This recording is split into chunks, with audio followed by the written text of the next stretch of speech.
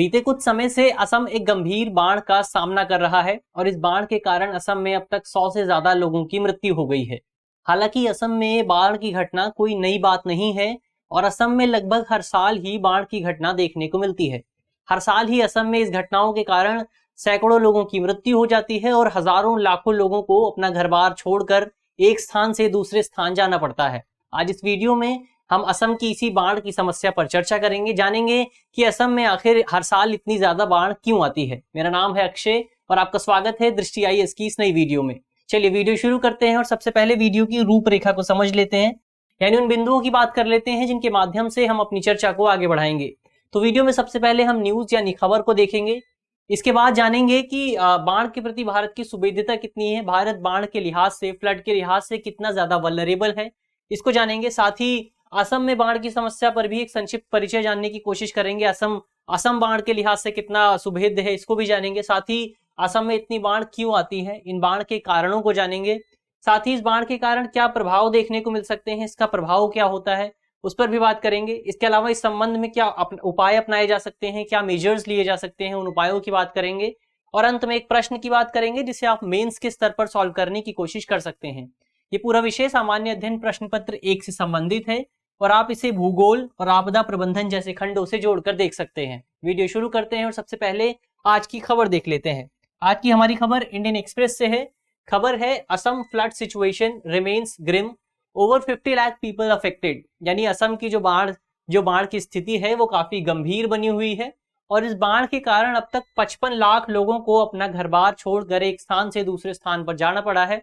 यानी इसके कारण 55 लाख लोग अब तक प्रभावित हुए हैं इस पूरी बाढ़ की घटना के कारण। ये तो हुई खबर। अब आगे बढ़ते हैं और सबसे पहले भारत की बाढ़ के प्रति जो सुवेद्यता है, जो वल्नरेबिलिटी है, उसको समझ लेते हैं। तो ऐसा माना जाता है कि बाढ़ भारत में सबसे घातक और सबसे गंभीर प्राकृतिक आपदाओं में से एक है और भारत में प्राकृतिक आपदाओं के कारण जो भी हर साल मृत्यु होती है उसमें से तकरीबन 40% मृत्यु तो केवल बाढ़ के कारण ही होती हैं। आंकड़ों की माने तो साल 1980 और साल 2017 के बीच भारत में बाढ़ की 235 से ज्यादा घटनाएं देखने को मिली और इन घटनाओं के दौरान तकरीबन 1,26,286 लोगों की मौत हुई और साथ ही 1.93 अरब लोगों को एक स्थान से दूसरे स्थान पर जाना पड़ा। यानी 1.93 अरब लोग इन बाढ़ की घटनाओं के कारण प्रभावित हुए।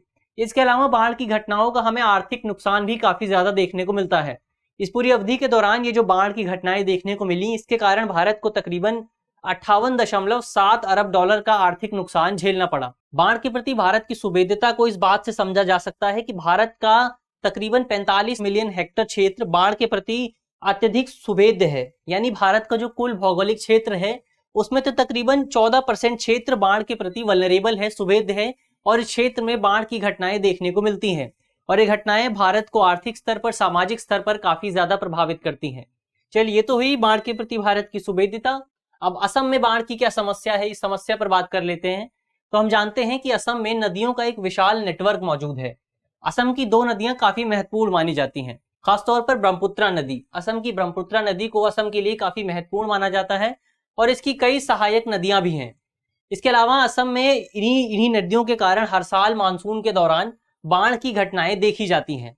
साल 1976 में गठित राष्ट्रीय बाढ़ आयोग के अनुमान के मुताबिक असम का तकरीबन 39% हिस्सा बाढ़ के प्रति काफी ज्यादा सुवेद्य है।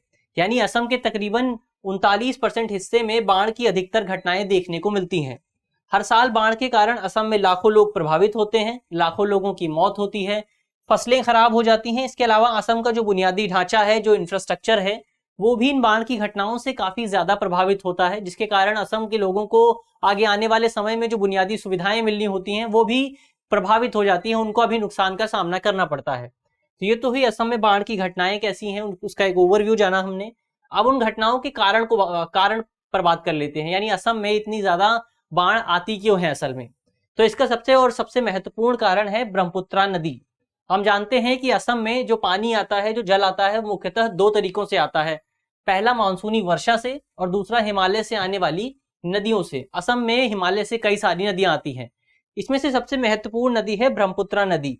ब्रह्मपुत्रा नदी का जो बेसिन है वो तकरीबन 5,80,000 वर्ग किलोमीटर के आसपास है और इसका ये जो पूरा कैचमेंट एरिया है वो 4 देशों में फैला हुआ है। कौन कौन से हैं वो 4 देश? इन 4 देशों में शामिल है चीन, भारत, बांग्लादेश और भूटान। इन 4 देशों में ये नदी फैली हुई है। ब्रह्मपुत्र नदी असम के लिए श्राप भी मानी जाती है और वरदान भी मानी जाती है। यानी ब्रह्मपुत्र नदी को असम के लिए बेहतर भी माना जाता है और खराब भी माना जाता है। ये नदी असम के लोगों को सिंचाई के लिए जल उपलब्ध कराती है, पीने के लिए पानी उपलब्ध कराती है, लेकिन यही नदी उनके लिए एक अभिशाप के रूप में भी कार्य करती है। यही नदी असम में हर साल लाखों लोगों की मौत का भी कारण बनती है। कारण कैसे बनती है इसे समझ लेते हैं। तो असम में जब मानसूनी वर्षा होती है और जो हिमालय से ग्लेशियर पिघलते हैं, ये दोनों घटनाएं लगभग एक साथ ही देखने को मिलती हैं। यानी जब असम में मानसूनी वर्षा होती है तो उधर से हिमालय के जो ग्लेशियर पिघल रहे हैं उनका पानी भी ब्रह्मपुत्र नदी और अन्य नदियों के माध्यम से असम में आ जाता है, जिसके कारण असम में जो पानी की अधिकता हो जाती है, पानी का एक्सेस हो जाता है, पानी बहुत ज्यादा हो जाता है और यही पानी अपने कैचमेंट एरिया को छोड़कर, अपनी जो रास्ता है उसको छोड़कर और क्षेत्रों में आ जाता है, जिसके कारण असम में बाढ़ की घटनाएं देखने को मिलती हैं। लेकिन अगर अब यहाँ सवाल उठता है कि ये तो एक काफी सामान्य घटना है, किसी क्षेत्र में पानी की अधिकता तो एक काफी सामान्य घटना है, तो इसमें नया क्या है? तो नया ये है कि जो इस तरह की घटनाओं को रोकने के लिए जो तटबंध बनाए गए हैं, जो उपाय किए गए हैं, वो उपाय वो पूरी व्यवस्था काफी खराब है, काफी पुरानी है। असम सरकार ने ब्रह्मपुत्र नदी और इसकी सहायक नदियों पर पिछले 60 वर्षों में तटबंध बनाने के लिए तकरीबन 30,000 करोड़ रुपए खर्च किए हैं। तटबंध का उपयोग मुख्य तौर पर जब क्षेत्र में ज्यादा पानी होता है तो नदी के पानी को रोकने के लिए एक उपाय के तौर पर किया जाता है। और असम सरकार ने पिछले 60 वर्षों में पूरे क्षेत्र में तकरीबन 4,473 किलोमीटर तटबंध का निर्माण किया है। लेकिन ये जो अधिकतर तटबंध है जिनका निर्माण किया गया है पिछले 60 वर्षों में, वो काफी पुराने हैं। इनका निर्माण मुख्य तौर पर, इनमें से अधिकतर तटबंधों का निर्माण मुख्य तौर पर 1970 और 1980 के दशक में हुआ था और इस तरह से ये काफी पुराने हैं। और इनका जो निर्माण किया गया था उस समय वो मुख्य तौर पर एक अस्थायी उपाय के रूप में किया गया था, एक टेम्परेरी उपाय के रूप में किया गया था। ये कोई परमानेंट उपाय नहीं थे। इनके पुराने होने के कारण ये काफी वीक हैं, काफी कमजोर हैं और जो बाढ़ का पानी आता है उसे रोकने में असमर्थ हैं। यही वजह है कि हर साल काफी ज्यादा तटबंध टूट जाते हैं और इन तटबंधों के टूटने से बाढ़ की घटनाएं काफी तेजी से देखने को मिलती हैं। असम में हर साल इनके टूटने से बाढ़ की घटनाएं हमें देखने को मिलती हैं। चलिए, ये तो हुई बाढ़ के कारण। और क्या कारण होते हैं बाढ़ के? तो इसमें कुछ मानवीय प्रभाव और जलवायु परिवर्तन के प्रभाव को भी असम में बाढ़ के कारणों के रूप में गिना जाता है। क्या है मानवीय प्रभाव? तो असम में नदियों के किनारे तेजी से अतिक्रमण बढ़ता जा रहा है, एनक्रोचमेंट बढ़ता जा रहा है। लोग नदियों के आसपास नए टाउन विकसित कर रहे हैं, नए नए टाउन बनाए जा रहे हैं, नई नई बसावटें बनाई जा रही हैं। लेकिन ये जो नए टाउन है, नई बसावटें हैं, ये बाढ़ जोखिम प्रबंधन के दृष्टिकोण से विकसित नहीं किए गए हैं। यानी जैसे ही इस क्षेत्र में पानी ज्यादा होता है तो ये पूरे जो नए टाउन है, नई बसावटें हैं, वो डूब जाती हैं। इसके अलावा वनों की कटाई ने भी स्थिति को और ज्यादा गंभीर कर दिया है। डिफोरेस्टेशन इस पूरे क्षेत्र में तेजी से बढ़ता जा रहा है। लोगों को रहने के लिए जगह चाहिए और ये रहने के लिए जगह बनाने के लिए अब वनों को काटा जा रहा है और इस वनों की कटाई ने इरोजन को और ज्यादा बढ़ावा दिया है, जिसकी वजह से इस पूरे क्षेत्र में बाढ़ की घटनाएं और तेजी से बढ़ रही हैं। इसके अलावा हमें पूर्वी हिमालयी क्षेत्र पर जलवायु परिवर्तन का प्रभाव भी देखने को मिल रहा है। इस पूरे क्षेत्र में तापमान तेजी से बढ़ रहा है, टेम्परेचर तेजी से बढ़ रहा है, जिसकी वजह से ग्लेशियर पिघल रहे हैं और इन ग्लेशियरों के पिघलने से पानी पिघल कर इस पूरे क्षेत्र में आ रहा है, असम में आ रहा है, ब्रह्मपुत्र नदी के रास्ते असम में पहुंच रहा है, जिसकी वजह से इस क्षेत्र में और ज्यादा बाढ़ की घटनाएं देखने को मिल रही हैं। और जलवायु परिवर्तन किस वजह से हो रहा है? हम सभी जानते हैं कि जलवायु परिवर्तन मुख्य तौर पर मानवीय कारणों से ही हो रहा है। तो इस वजह से हम कह सकते हैं कि असम में जो बाढ़ की घटनाएं तेजी से बढ़ रही हैं उनमें मानवीय कारण एक बड़ा रोल, एक बड़ी भूमिका अदा कर रहे हैं। तो ये तो ही बाढ़ के कुछ उपाय कुछ कारण क्या हो सकते हैं। अब एक बार असम में बाढ़ का जो पूरा विस्तार है उसको समझ लेते हैं। तो यहाँ पर हमने बात की कि ब्रह्मपुत्र नदी संबंध में एक महत्वपूर्ण भूमिका अदा करती है। तो ब्रह्मपुत्र नदी असम में यहाँ से प्रवेश करती है और यहाँ पर इसका अंत होता है। और हम इस मैप के माध्यम से देख सकते हैं कि ये जो पूरा क्षेत्र है, इसी पूरे क्षेत्र में ब्रह्मपुत्र नदी के आसपास बाढ़ की जो घटनाएं हैं वो सबसे ज्यादा देखने को मिलती हैं। ये ब्रह्मपुत्र नदी के आसपास का क्षेत्र बाढ़ के लिहाज से काफी वल्नरेबल माना जाता है, जो कि इस मैप के माध्यम से हम देख सकते हैं। इसके अलावा इसका जो असम का जो दक्षिणी हिस्सा है वो भी कुछ हद तक बाढ़ के लिहाज से वल्नरेबल माना जाता है। तो ये तो ही बाढ़ की किस तरह से बाढ़ का विस्तार होता है असम में। अब इसके प्रभावों को देख लेते हैं। असम में बाढ़ के कारण क्या क्या प्रभाव देखने को मिलते हैं। तो असम में बाढ़ के कारण जान माल का भारी नुकसान देखने को मिलता है।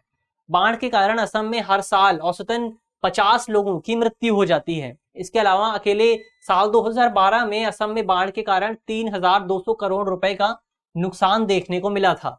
इसके अलावा ये तो वो नुकसान है जो मानवों पर देखने को मिलता है। असम में इस पूरी बाढ़ की घटनाओं का नुकसान हमें जानवरों पर भी देखने को मिलता है। असम में बाढ़ की घटनाओं का हमें जो प्रभाव देखने को मिलता है वो काजीरंगा राष्ट्रीय उद्यान में देखने को मिलता है। असम का ये राष्ट्रीय उद्यान काफी प्रसिद्ध है और पहले ये माना जाता था कि ये जो असम में बाढ़ की घटनाएं हैं ये राष्ट्रीय उद्यान के लिए काफी महत्वपूर्ण है, क्योंकि बाढ़ की यही घटनाएं जो घास के मैदान मौजूद है इस पूरे राष्ट्रीय उद्यान में उसके पुनर्जीवन के लिए आवश्यक मानी जाती थी। लेकिन साल 2019 में जब ऐसी ही बाढ़ की घटना देखने को मिली तो इसके कारण काजीरंगा राष्ट्रीय उद्यान में 90% से ज्यादा हिस्सा बाढ़ के पानी में डूब गया और इस घटना के कारण बाढ़ की घटना के कारण 300 से ज्यादा जानवरों की भी मृत्यु हुई थी। और तभी से माना जाने लगा कि बाढ़ की ये जो घटनाएं हैं वो काजीरंगा नेशनल पार्क में जो जानवर मौजूद हैं उनके लिए भी काफी खतरनाक है। तो ये तो ही बाढ़ की घटनाओं का क्या प्रभाव देखने को मिल सकता है। अब इस संबंध में क्या क्या उपाय अपनाए जा सकते हैं उन उपायों की बात कर लेते हैं। तो साल 2021 में भारत सरकार द्वारा जल संसाधन पर गठित एक संसदीय स्थायी समिति ने अपनी रिपोर्ट प्रस्तुत की थी और इस रिपोर्ट में असम में बाढ़ की घटनाओं को रोकने संबंधी उपाय सुझाए गए थे। क्या क्या उपाय बताए थे इस रिपोर्ट में बताया गया था कि सबसे पहले असम सरकार को ब्रह्मपुत्रा और उसकी सहायक नदियों के किनारे जो तटबंध बनाए गए हैं उनको और ज्यादा मजबूत करना चाहिए, उनकी मरम्मत की जरूरत है। इसके अलावा नए तटबंधों को बनाने के लिए भी सुझाव दिए गए थे, क्योंकि ये तटबंध काफी पुराने हैं और काफी कमजोर हैं। ऐसे में इनको मरम्मत की जरूरत है, इनको और ज्यादा सुधार की जरूरत है। इसके अलावा समिति ने अपनी रिपोर्ट में निष्कर्षण यानी ड्रेडजिंग को भी एक उपाय के रूप में प्रस्तुत किया था। अक्सर ये देखा जाता है कि ब्रह्मपुत्रा नदी जो कि पहाड़ों से हिमालय से होकर असम में आती है वहां पर बहुत ज्यादा सेडिमेंट और सिल्ट इकट्ठा कर देती है, जिसके कारण जो नदी का बेस होता है वो ऊपर उठ जाता है और बाढ़ की घटनाएं देखने को मिलती हैं। इसे एक उदाहरण से समझने की कोशिश करें तो यहाँ पर हम देख सकते हैं कि ये पूरा नदी का जो बेस है वो सेडिमेंट और सिल्ट के कारण काफी ऊंचा हो गया है, जिसके कारण जो पानी है वो एक्सेस होकर इस पूरे क्षेत्र में निकल आया है और यहाँ पर बाढ़ की घटना देखने को मिल रही है। लेकिन अगर अब इस एक्सेसिव सेडिमेंट को बाहर निकाल दिया जाए, ये जो सेडिमेंट है इसे बाहर निकाल दिया जाए तो जो बेस है नदी का वो बेस कम हो जाएगा और इस बेस के कम होने से पानी ज्यादा ऊपर तक नहीं जा सकेगा, जिसके कारण बाढ़ की घटनाओं को रोका जा सकेगा। तो इसे इस समिति ने अपनी रिपोर्ट में एक उपाय के रूप में प्रस्तुत किया था। साथ ही समिति ने यह भी बताया था कि अगर इस उपाय को अपनाया जाता है, अगर निष्कर्षण को एक उपाय के रूप में प्रयोग किया जाता है तो इससे सरकार के लिए एक राजस्व का स्रोत भी सृजित हो सकेगा। जब सरकार जो असम सरकार है वो इस क्षेत्र से सेडिमेंट को बाहर निकालेगी तो वो उस सेडिमेंट को बेच भी सकेगी, जिसके कारण उसे लाभ प्राप्त होगा, उसके लिए वो एक राजस्व का स्रोत भी बन सकेगा। इसके अलावा इस समिति ने अपनी रिपोर्ट में यह भी बताया था कि पूर्वोत्तर भारत के राज्यों में जो भी बांध विकसित किए गए हैं उन बांधों पर मौसम विज्ञान केंद्र स्थापित किए जाने चाहिए, मौसम केंद्र गठित किए जाने चाहिए ताकि उन क्षेत्रों में मौसम संबंधी घटनाओं की रियल टाइम मॉनिटरिंग की जा सके। साथ ही समिति ने अपनी रिपोर्ट में वनीकरण को बढ़ावा दिए जाने की भी बात की थी। इस क्षेत्र में असम क्षेत्र में और ज्यादा से ज्यादा पेड़ लगाने की जरूरत है, ज्यादा से ज्यादा एफॉरेस्टेशन की जरूरत है ताकि इस पूरे क्षेत्र में इरोजन को रोका जा सके, कटाव को रोका जा सके। इसके अलावा समिति ने अपनी रिपोर्ट में रेखांकित किया था कि जो ब्रह्मपुत्रा बोर्ड है उसके पास ज्यादा शक्तियां मौजूद नहीं है, जिसके कारण वो सही ढंग से काम नहीं कर पाता है। ऐसे में समिति ने अपनी रिपोर्ट में बताया था कि इस पूरे बोर्ड में जो पद खाली पड़े हैं उन पदों को जल्द से जल्द भरने की जरूरत है और साथ ही इस बोर्ड को और ज्यादा शक्तियां दी जाने की जरूरत है ताकि ये बोर्ड सही ढंग से काम कर सके। अब आप कमेंट बॉक्स में ये बता सकते हैं कि भारत सरकार द्वारा ब्रह्मपुत्रा बोर्ड का गठन किस वर्ष किया गया था। चलिए आगे बढ़ते हैं और अंत में एक सवाल पर बात कर लेते हैं। सवाल मेंस का है और आप 250 शब्दों में इसका आंसर लिखने की कोशिश कर सकते हैं। प्रश्न है, असम में प्रतिवर्ष आने वाली विनाशकारी बाढ़ के कारणों का उल्लेख करते हुए संबंधित उपायों पर चर्चा कीजिए। यानी सबसे पहले इस सवाल में आपको वो कारण बताने हैं जिनकी वजह से असम में हर साल बाढ़ की घटनाएं देखने को मिलती हैं। इसके बाद आपको उन उपायों पर भी चर्चा करनी है जो इन घटनाओं को कम करने में, इन घटनाओं को रोकने में मददगार साबित हो सकते हैं। चलिए, इस वीडियो के माध्यम से मुझे आशा है कि जिन भी बिंदुओं पर चर्चा की गई है वो आपको समझ में आएंगे और अगर आपके प्रश्न पत्र में इससे संबंधित कोई भी सवाल आता है तो आप उसे आसानी से हल कर सकेंगे। धन्यवाद।